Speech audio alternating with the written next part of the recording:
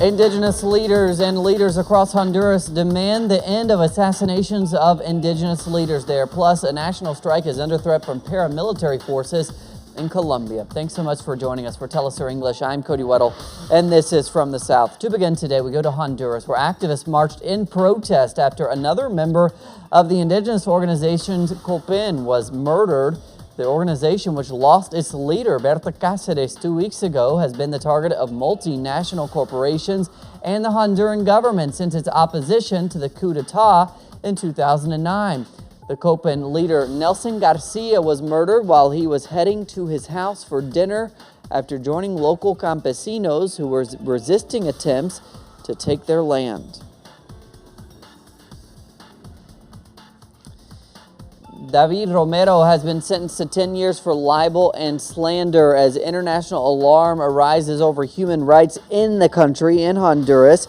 Romero denounced a massive corruption scandal on his TV show, which prompted protests across the country, which ended with the resignation of former President Juan Orlando Hernández. The defense has 20 days to lodge an appeal. Former President Lula da Silva of Brazil will take over as chief of staff in Dilma Rousseff's cabinet. The appointment of the former president comes as prosecutors are trying to link him with the Petrobras scandal.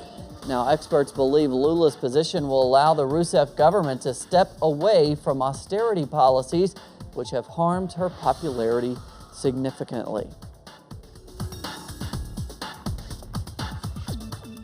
Social movements, workers, campesinos, and activists are getting ready for a national strike, which is set to take place tomorrow in Colombia.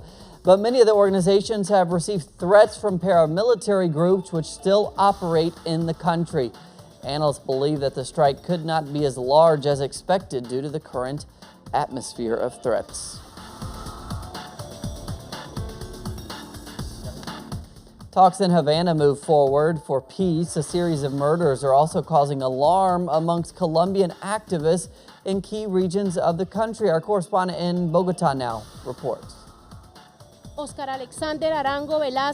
A wave of murders is raising alarms among social movements in Colombia.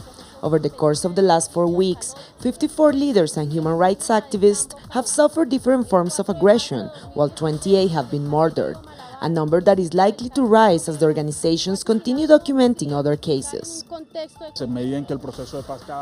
As the peace process strengthens and becomes irreversible, the dark forces, or, to say it clearly, the paramilitary forces that we believe act with the state forces, are increasing their threats against social sectors and leaders, particularly in the regions that will be prioritized for the implementation of the peace agreements.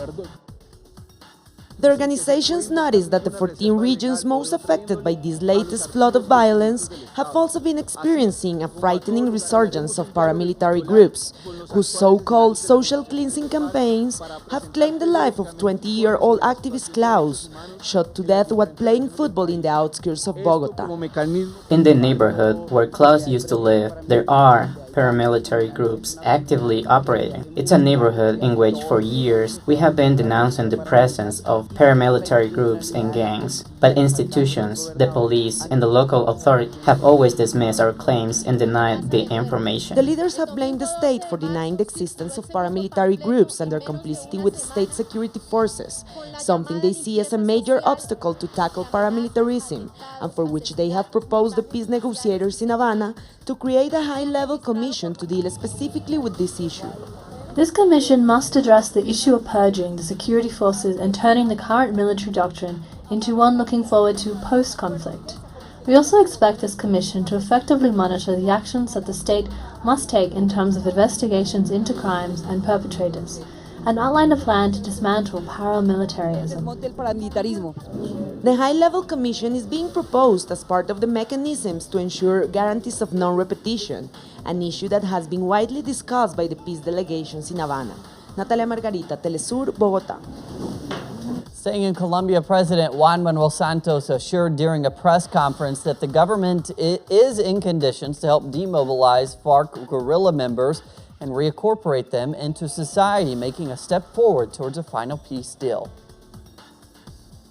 The ability of the Colombian state to absorb these numbers maybe fewer people. The ability of the state and the economy has proven this part is not going to be difficult. The bodies of 22 soldiers who died in an airplane crash at the Ecuadorian Amazon region arrived at the capital city of Quito. President Rafael Correa and other authorities joined the high-level ceremonies to honor the fallen soldiers there. The government has decreed 2 days of mourning for the soldiers who were members of Ecuador's elite special forces. And the Argentinian parliament passed a bill lifting a ban which prohibited the government to pay off a debt deemed illegitimate by many with a group of creditors known as the vulture funds. The vote came after the government, led by Mauricio Macri, came to a deal with the creditors and agreed to pay $4.5 billion in debt. Now the Argentinian Senate will have to vote on whether or not to approve the deal.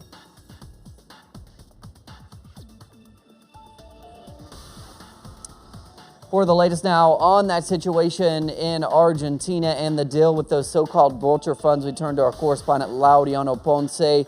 Laureano, we know the Front for Victory and other opposition parties hold a slight majority there in the parliament.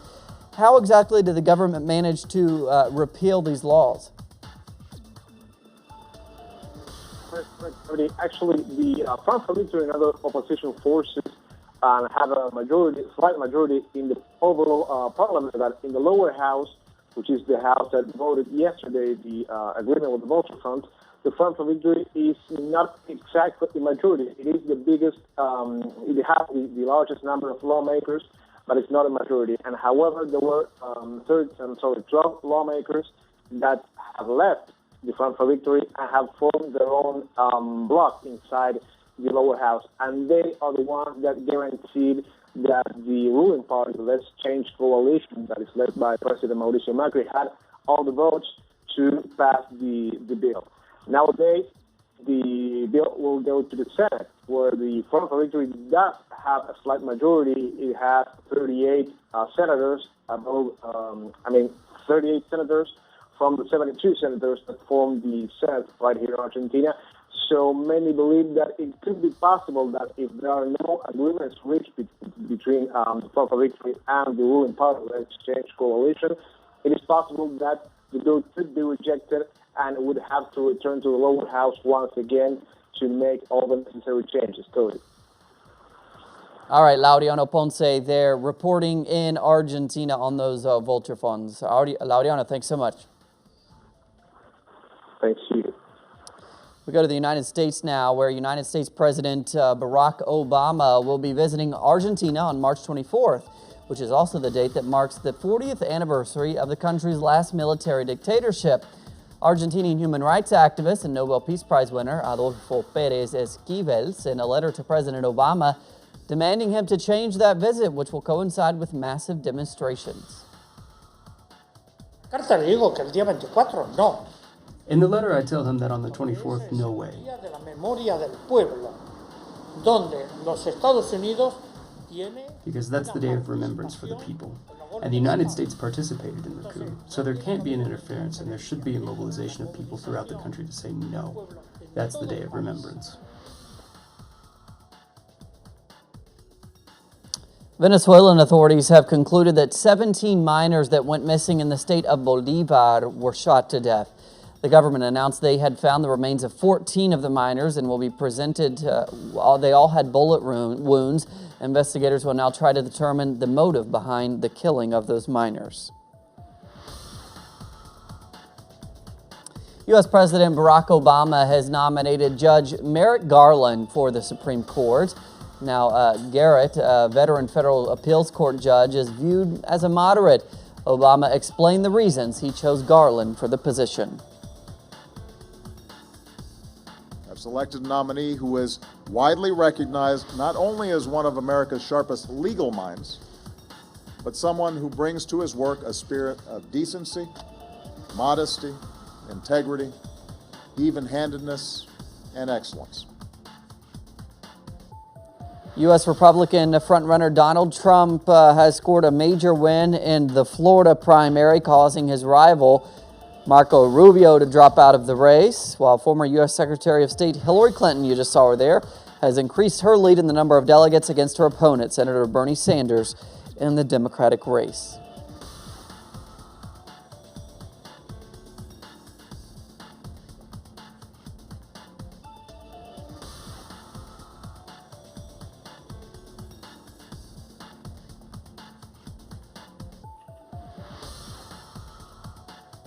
A terrorism suspect shot dead in a raid in a Brussels suburb on Tuesday has been identified. According to Belgium officials, he was an Algerian national named Mohamed Belkaid. He was killed by snipers while trying to fire at police from an apartment window. The raid was linked to an investigation into the jihadist attacks in Paris that killed 130 people in November of 2015. French officials say they have arrested 4 people in the Paris area. The arrests were part of a wider investigation into a possible plot against French targets. The French Interior Minister said police had information to suggest one of the men arrested could, quote, undertake violent actions in France. Suspended Deputy United Nations Ambassador Francis Lorenzo has pled guilty in a bribery case brought against him in the United States. Lorenzo was involved in a scheme to bribe a former UN General Assembly president. His guilty plea is part of an agreement to cooperate in the investigation, which involves a former UN official and a Chinese real estate developer. The United Nations Deputy National Envoy for Syria says that the Syrian peace talks have started and that they are progressing. Process, as we see it at this stage, is progressing. It probably reflects the situation on the ground, that there has been to a large extent, reduction in violence, and that has been reflected in the attitude of the various delegations, including yesterday with the High Negotiations Committee and today with the government. So by and large, we see that we have achieved important progress in just a few days, and we look forward to continue our discussions with all participants in the coming days. A Palestinian teacher who won the Global Teacher Award has returned to the occupied West Bank. Palestinian officials and the Minister of Education greeted Hanan al-Haroub with a ceremony in Jericho. A Hamas delegation has arrived in the Gaza Strip after a visit to Egypt to discuss opening the Rafah border and lifting the siege. Here's Noor Harazin now with more. The Palestinian Third Intifada is continuous in the West Bank, with clashes erupting between Palestinian youth and Israeli forces. Here in the Gaza Strip yesterday, a delegation from Hamas officials arrived to the Gaza Strip after a few days' visit to Egypt in order to discuss issues regarding all the political problems between Gaza and Egypt. However, the statement that was published from Hamas side after the delegation arrived to the Gaza Strip was not really hopeful to the Palestinian people, as it did not include any hopeful statements of opening Rafah border or lifting the siege on the Gaza Strip. However, the residents are still hopeful that the Egyptian side will long-term open the Rafah border and at the same time ease the siege on the Gaza Strip. North Korea's Supreme Court has dished out a harsh prison sentence to a 21-year-old American student. Otto Warmbryer was sentenced to 15 years of hard labor for crimes against the state. Warmbryer admitted to stealing propaganda material from the hotel where he was staying during his visit there. The White House says that North Korea seeks to use U.S. citizens as pawns to pursue a political agenda and have called for Warmbrier's release. Mr. Warmbier has gone through this criminal process.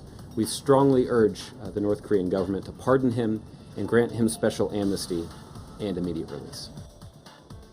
22 people died after a suicide bomb attack at a mosque outside the Nigerian city of Maiduguri, the heart of the Boko Haram insurgency. The attacks were carried out by 2 females. 17 people were also injured in the blasts.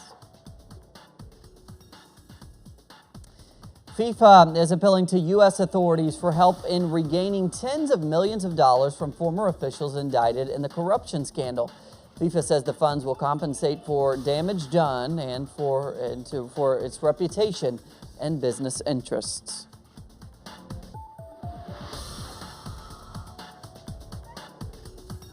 An exhibition featuring more than 1,000 model pandas went on display in Thailand's historic former capital to raise awareness of the plight of the country's endangered species. The models will later be auctioned to raise money for the local branch of the World Wildlife Fund.